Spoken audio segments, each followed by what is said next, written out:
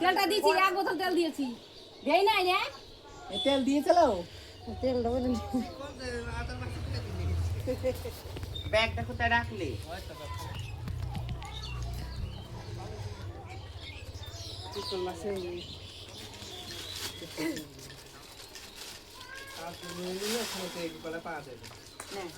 পাও দেবো বলো তোমাদের না। চালটা কেউ বিক্রির কথা বিশ্বাস করে আবার বাঙালি দেবো পাও না তখন। এটা খাও, তোমরা যেরকম হাত নাচে বলে আমি এরকম কিল দিয়ে দেবো 5,000 টাকা। এই জালে তলাটা সেলাই করে চলছে, তুই পারবি? 5,000 টাকা, 5,000 টাকা। দেখছো তো কিছু নাই মেয়েটার।